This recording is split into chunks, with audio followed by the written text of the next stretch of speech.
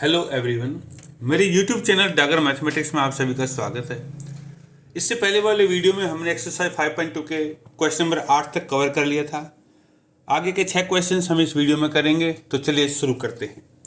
जैसे कि आपको दिखाई दे रहा है question number 9, if the third and ninth terms of an AP are 4 and -8, कि थर्ड टर्म और नाइन्थ टर्म 4 और -8 हैं, तो which term of this AP is 0, तो 0 कौन से नंबर की टर्म होगी।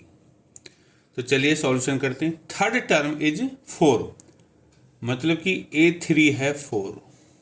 चलिए, नाइन्थ टर्म इज -8, A9 है -8। विच term of this AP is 0, so let AN, मतलब कि nth टर्म 0 है, n नंबर की टर्म्स 0 है। ठीक है, आगे बढ़ते हैं।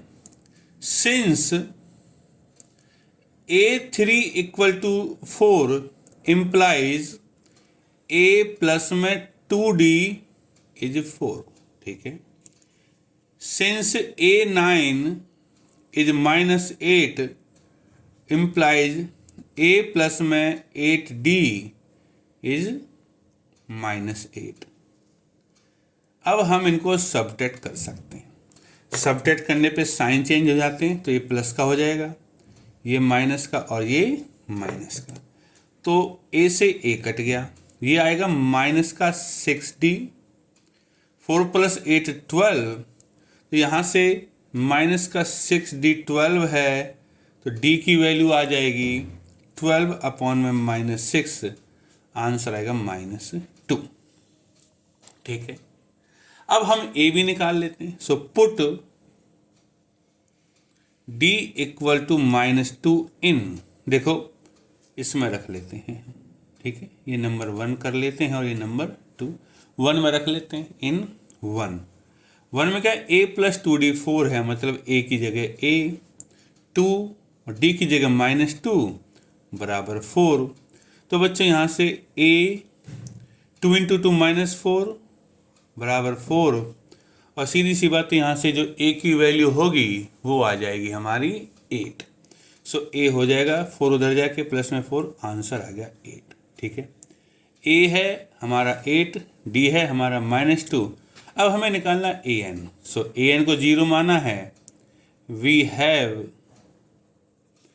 AN बराबर 0, देयरफॉर A प्लस में n-1 D बराबर 0। A की जगह 8 प्लस में n-1 और D की जगह -2 बराबर 0। 8 को उधर ले जाओ, सो n-1 × -2 बराबर -8। n-1 -8 -2 से डिवाइड हो जाएगा, आंसर आएगा यहाँ 4। तो हमारा जो n होगा वो होगा 4 और प्लस में 1, आंसर आएगा 5। तो बच्चों हमारी जो 5th नंबर की टर्म है A5 हो जाएगी हमारी 0। ठीक है, उम्मीद है कि आपको ये वाला पार्ट समझ में आ गया होगा। तो चलिए क्वेश्चन नंबर 10 की तरफ बढ़ते हैं। क्वेश्चन नंबर 10 में लिखा है 17th term of an AP, कि AP की 17th टर्म एक्सीड्स ज़्यादा है 10th टर्म से बाई 7, कि 10वें नंबर की टर्म से 7 ज़्यादा है। तो सॉल्यूशन में लिखें 17th टर्म, मतलब कि A17 एक्सीड करते 10th टर्म को, मतलब कि इसमें से अगर मैं 10th टर्म घटाऊं तो आंसर 7 आएगा। ठीक है, अब A17 का मतलब है हमारा A प्लस में 16D। A10 का मतलब होता है A प्लस में 9D बराबर 7। यहाँ से A प्लस में 16D माइनस का A माइनस का 9D बराबर 7। A से A कट गया, 16D माइनस 9D हो जाता 7D बराबर 7, और D की वैल्यू है 7/7 बराबर 1। तो बच्चों हमारा ये क्वेश्चन ख़त्म हो गया। ये एक आसान क्वेश्चन था। ठीक है, उम्मीद है आपको समझ में आया होगा। तो चलिए क्वेश्चन नंबर 11 की तरफ बढ़ते हैं। क्वेश्चन नंबर 11 में लिखा है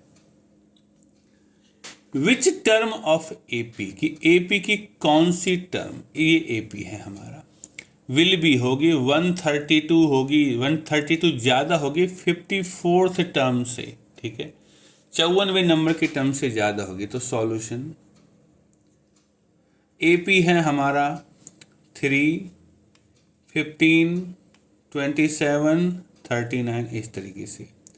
इसमें ए की वैल्यू है 3, डी की वैल्यू है 15 - 3 12। सो हम क्या करते हैं, लेट ए एन की एन नंबर की टर्म 54th टर्म से 132 ज़्यादा है। ठीक है, कि एन नंबर की टर्म 54th टर्म से 132 ज़्यादा है। सो ए एन क्या होगा, ए प्लस में n-1 डी। ठीक है, माइनस ए 54 का मतलब है माइनस का ए और माइनस का 53 डी बराबर 132। ठीक है, इतना हो गया। अब ए से ए कैंसिल हो जाता है। ठीक है, इन दोनों में से डी कॉमन ले सकते हैं। तो डी कॉमन लेने पे क्या बचेगा, n-1 और माइनस का 53 बच जाएगा इक्वल टू 132। और डी की वैल्यू बच्चों हमने पहले निकाल रखी 12 है, तो यहाँ 12 हो गया। ये हो जाएगा n-54 equal to 132। So n-54 क्या हो जाएगा 132 और 12 इसके अपॉन में चला जाएगा और 12 इस 132 को 11 12 काट देगा। ठीक है, तो n क्या होगा हमारा 11 और 54 उधर जाके प्लस का हो जाएगा 65। तो बच्चों हमारी जो 65 नंबर की टर्म होगी वो हमारी 54th टर्म से 132 ज़्यादा होगी। देयरफॉर रिक्वायर्ड आंसर क्या होगा हमारा A65 कि 65 नंबर की टर्म है हमारा आंसर, जो कि उस टर्म से 54 टर्म से 132 ज़्यादा है। ठीक है, तो चलिए क्वेश्चन नंबर 12 ये कह रहा है कि 2 एपीज की 2 एपी हैं जिनका सेम कॉमन डिफरेंस है।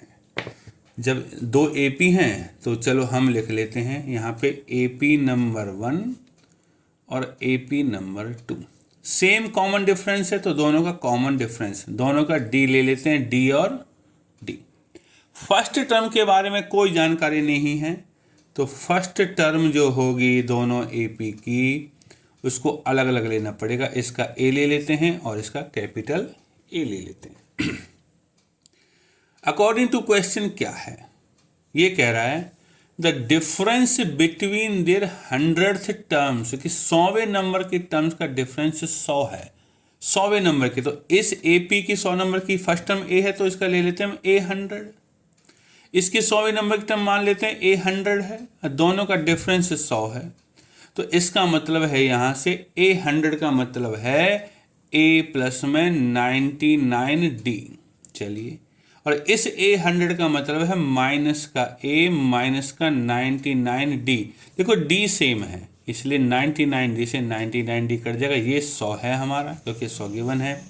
तो यहाँ A बचा, यहाँ भी A बचा, तो A माइनस A की वैल्यू है 100। इसको नंबर 1 मार्क कर लीजिए। अब हमें फाइंड क्या करना है, उनके 1000वीं टर्म्स के बीच का डिफरेंस। तो now A1000 minus A1000, A1000 का मतलब है A प्लस में 999D और इस A1000 का मतलब है माइनस A माइनस 999D। ये कट जाएंगे तो हमारा ये बचेगा किसके बराबर, A माइनस A। और बच्चों A माइनस A तो पहले से हमने निकाल रखा कि 100 है यूजिंग 1। तो हमारी जो 1000 नंबर की टर्म है उनके बीच का डिफरेंस भी 100 ही होगा। और चाहे हम 5000 वाली टर्म्स के बीच का डिफरेंस निकालें वो भी 100 ही आएगा। इस तरह हमने 4 क्वेश्चंस को कवर कर लिया है। अब है क्वेश्चन नंबर 13, ठीक है। इसमें लिखा है, तो चलिए क्वेश्चन नंबर 13 की तरफ बढ़ते हैं। इसमें लिखा है how many 3 digit numbers are there, कि 3 डिजिट के कितने नंबर हैं विच आर डिविजिबल बाई 7, जो 7 से डिवाइड हो जाते हैं, ठीक है। तो बच्चों 3 डिजिट के नंबर्स हमारे कहाँ से शुरू होते हैं? नंबर से शुरू होते हैं हमारे 100 से लेकर 999 तक। सो डिविजिबल बाई 7, तो 7 से डिवाइड होने वाला पहला नंबर 100 के बाद 100 होता नहीं, 101 होता नहीं, 102 होता नहीं, 103 नहीं होता, 104 नहीं, 105 होता है। 105 के बाद होगा 112, और इस तरह लास्ट का नंबर कैसे निकालेंगे? हम क्या करते हैं, 999 को 7 से डिवाइड करके देख लेते हैं।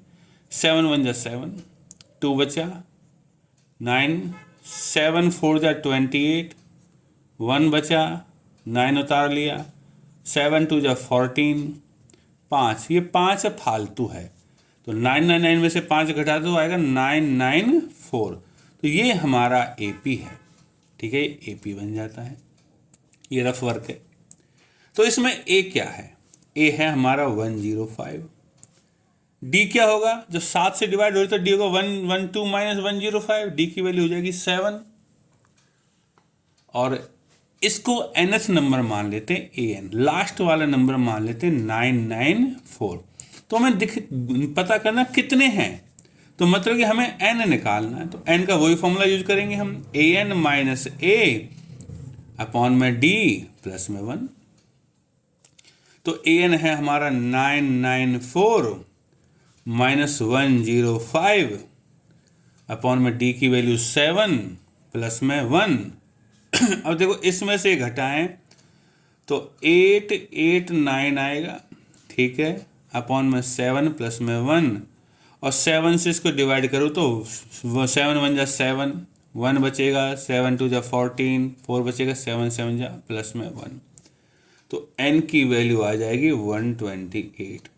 तो हमारे पास 128 नंबर्स ऐसे हैं जो 7 से डिवाइड हो जाएंगे, ठीक है। चलिए लास्ट क्वेश्चन है आज के लिए, क्वेश्चन नंबर 14। सेम क्वेश्चन है, इसमें लिखा हाउ मैनी मल्टीपल्स ऑफ 4, 4 के मल्टीपल्स जैसे 4 8 12 हैं, कहाँ से कहाँ तक? 10 और 250 के बीच में कितने मल्टीपल्स हैं? तो सॉल्यूशन कर लेते हैं।